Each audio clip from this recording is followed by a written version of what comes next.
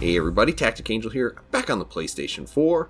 As usual, we'll be taking a look at some World of Warships Legends. Today, we'll be looking over His Imperial Russian Majesty's ship Imperator Nikolai I, the premium Russian Tier 4 battleship.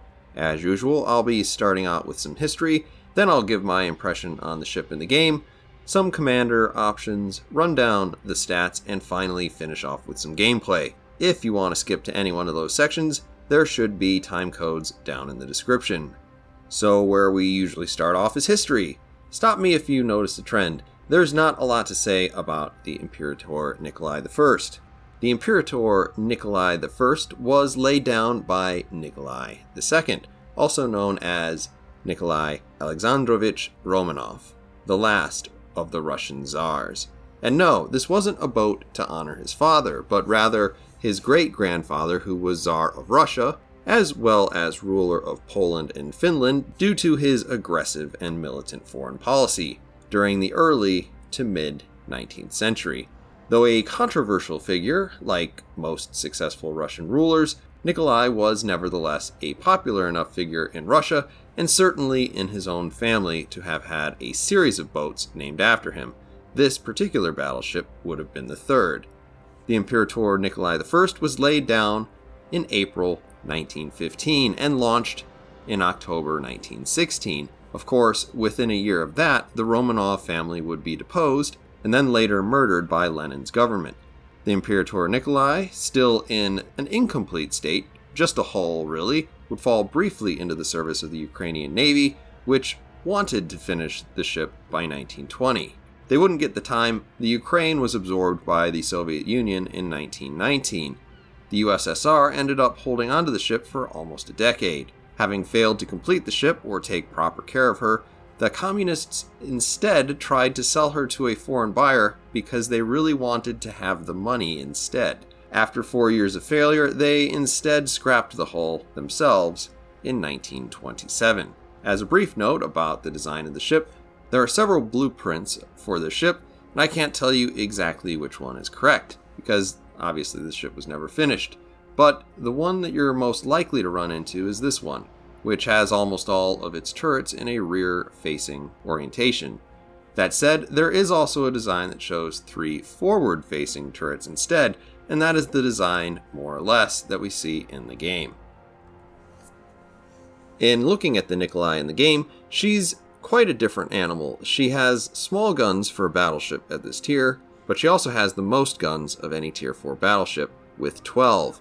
Blessed with some pretty impressive armor in places, and having the bare minimum when it comes to superstructure, the Nikolai has a lot going for it in terms of its survivability if it is played well.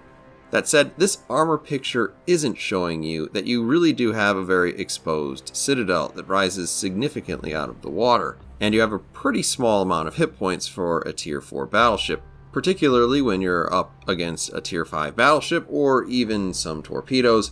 A mistake in the Nikolai can be quite punishing.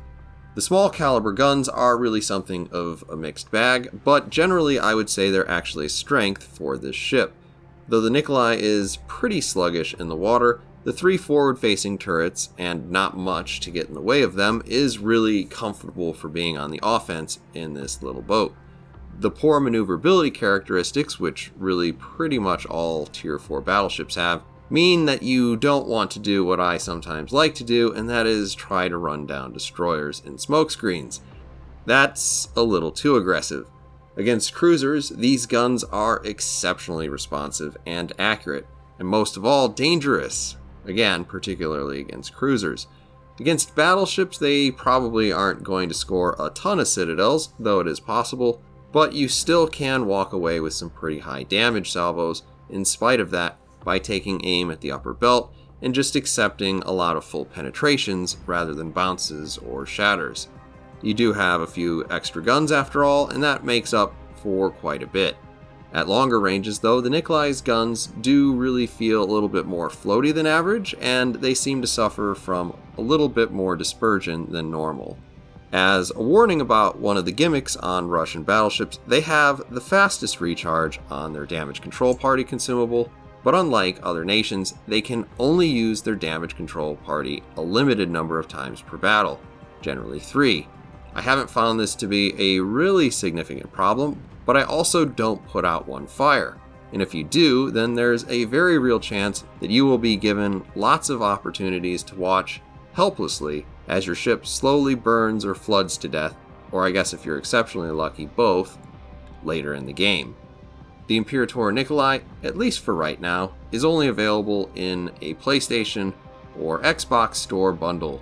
Due to that bundle, it is pretty pricey, so take that in mind. Overall, the Nikolai is a pretty unique ship, at least for the moment. When we're looking at commanders, really this ship doesn't need a lot of help, and where it does need help, none of the commanders really can do much about it. In any case, all 3 commanders that you're likely to gravitate towards are going to be pretty good choices. We will start with von Essen.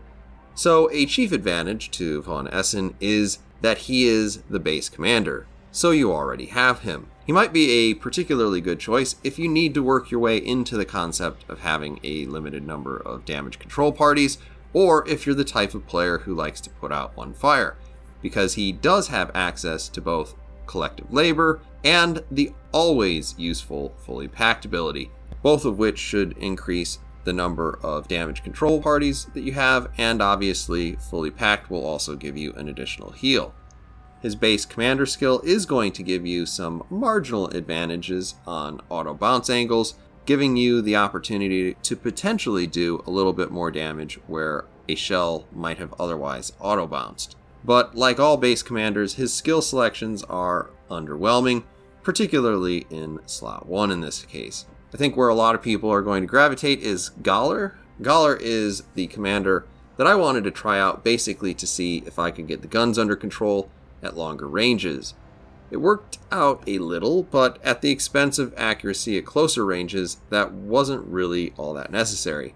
Because when deleting cruisers, you still can't score 12 citadels against a single ship, largely because they're probably going to run out of hit points about 3 citadels in. And if you aren't a great shot, or you make a small mistake in judgment, this can actually hurt you by too tightly grouping your shots. In any case, Gawler is probably going to be pretty great in terms of turret rotation, and he will be the best if you choose both rotating drill bits and Kedrov as inspiration. He also has the best potential range, but obviously both his excellent turret rotation and range are going to eat into your maneuverability a bit. That leaves us with Kedrov. Arguably the best commander for the Nikolai, he will probably end up having the best turret traverse without any effort, or without taking any negatives, because of his very useful base trait that increases turret traverse. As with most survivability commanders, you do have access to Brawler, which I don't consider a bad choice on the Nikolai, so you'll likely have the highest rate of fire, or at least you could. But it is likely, due to Brawler and his lack of other abilities to help increase your range with the main guns, that you're going to need to be closer to your enemies with him than with any of the other Russian commanders. I will note, in spite of the impressive number of secondaries on the Nikolai, I would not recommend a secondary build due to the extremely slow rate of fire. The all-casement arrangement of secondaries greatly limits the number of guns that can realistically fire at any ship, unless you want to go full broadside, and as Robert Downey Jr. has pointed out, you never want to go full broadside. For stats, since this ship is a bit different from all the other Tier 4 battleships in the game right now, I will be talking about this against the field of battleships available at Tier 4 rather than one particular ship. Here you can see the setup that I have on the Nikolai right now, and I've chosen similar skills for comparison purposes on the other ships in order to get these numbers. So like always, we're going to start with survivability. You are looking at 44,800 hit points. You have between 6 and what appears to be an impressive 400 millimeters of armor, and a 20% torpedo reduction. Though by no means does this make you the most delicate battleship at Tier 4, you do have a below average hit point pool. In this case, about 5 to 10% lower than the average tech tree battleship. You have good armor, but the 400 armor that you see here is very limited on the ship. But then thankfully so is the 6mm, which is really just the funnels. The overall rating here probably does not take into account your conspicuously large citadel, though with solid belt armor and good angling, you can largely erase that particular vulnerability. Overall, the Nikolai is very bouncy, but it can suffer plenty of pens even when well angled, thanks to the same weakness that all casement-obsessed dreadnoughts have. Where artillery is concerned, you are looking at 4x3 305mm guns. You have the joint smallest guns of any Tier 4 battleship in the game right now. They do a bit more damage than the other 305 armed ship, which is the Koenig. The range at 14.7 seems to be the shortest range by about a half a kilometer. With 30-second reload, it's pretty normal in this tier, as is the 40-second turret traverse.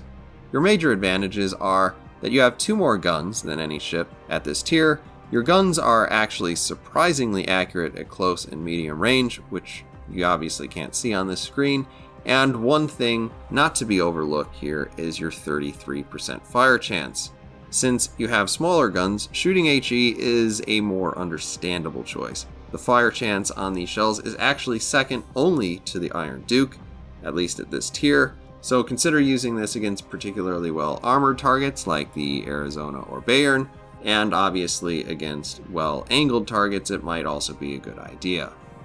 In terms of your maneuverability, it is actually one of the best rated battleships at Tier 4.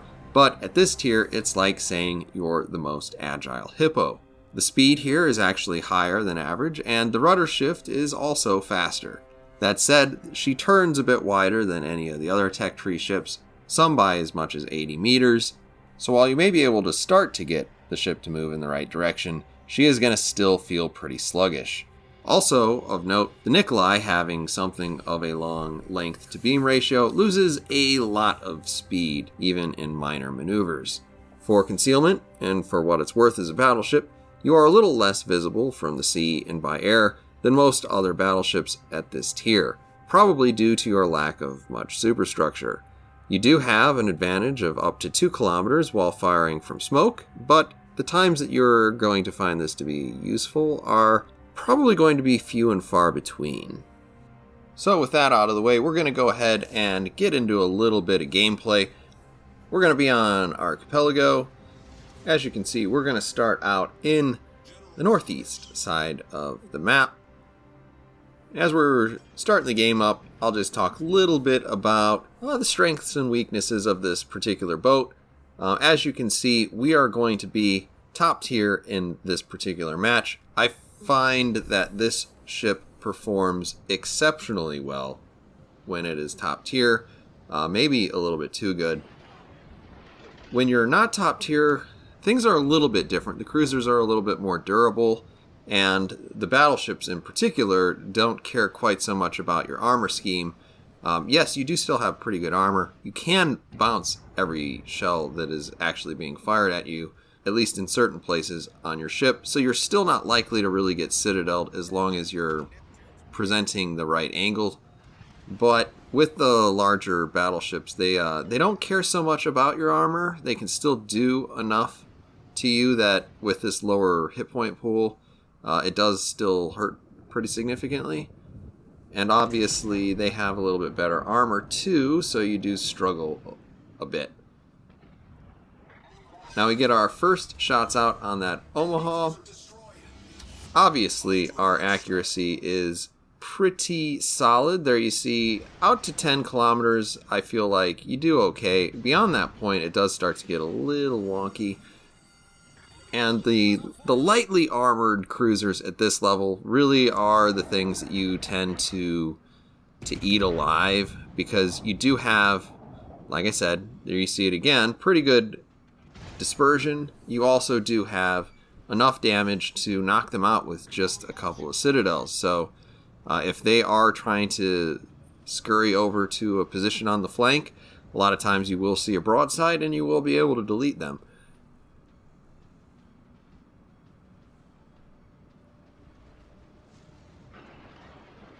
Now I am turning in. Obviously you can see I'm looking away at this point, thinking I might rotate my turrets all the way around. I have AP loaded, if you have it loaded, you might as well shoot it. So I go ahead, put that out there on the Clemson.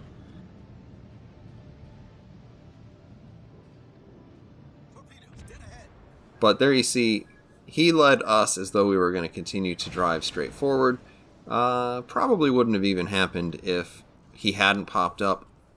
But since he did, obviously, we were going to make some effort to change our course and heading.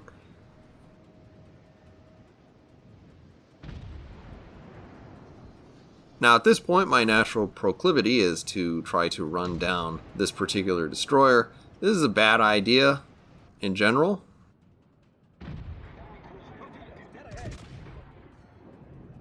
And here you can see kind of the lazy way that this thing turns.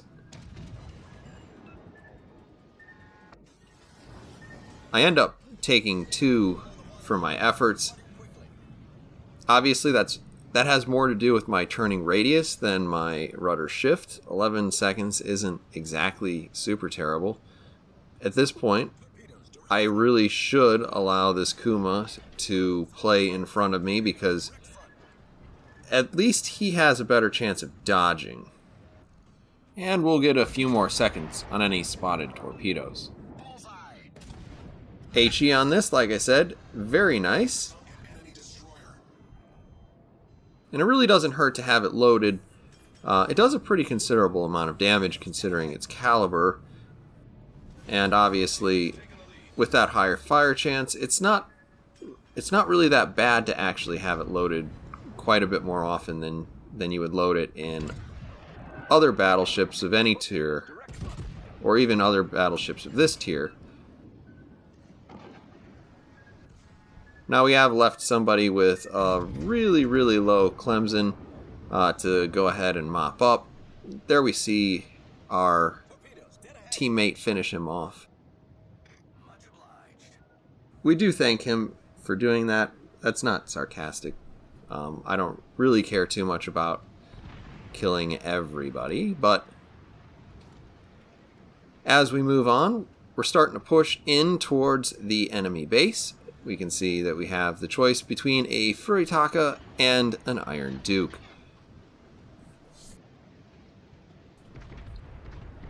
Now I have AP loaded. My hope would be to be able to actually shoot at the Furitaka. It's presenting a pretty good angle to me. But the truth of the matter is the Iron Duke is also presenting an okay angle. If you look at the minimap, he's about 45 degrees, so I have a really good chance of bouncing. I go ahead and take the shot. There you can see 3 pens, over pen. Not too bad. We're up to 51,000 damage on 2 kills.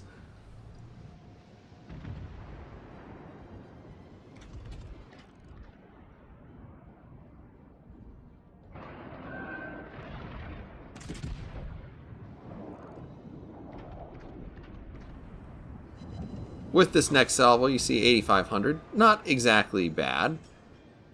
And it's at this point that I figure out, hey, wait a minute. If I turn my ship the other way, then he's going to continue forward.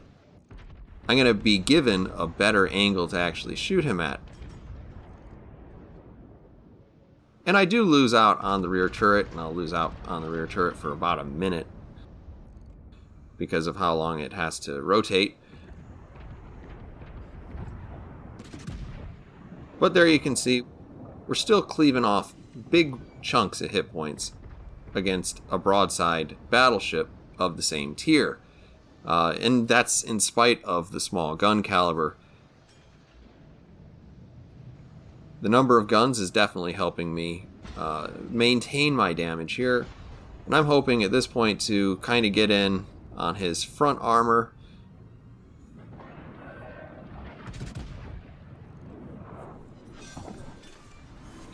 We managed to penetrate right beneath that first turret and, of course, finish him off, gain a high caliber, in addition to our other couple of medals.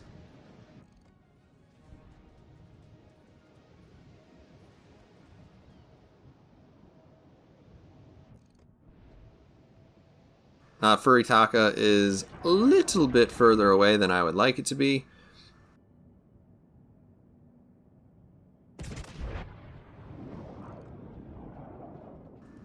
That dispersion right there isn't really too bad, but sometimes it's not quite that good.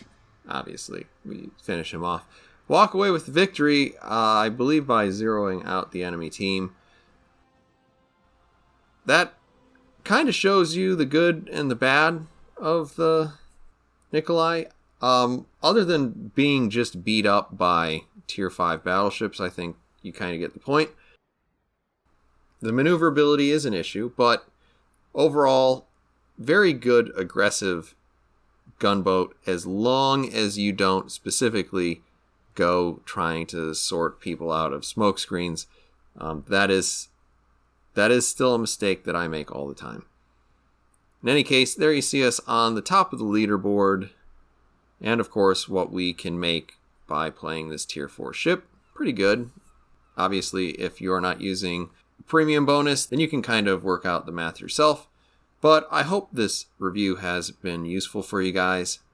I'll see you on the next one.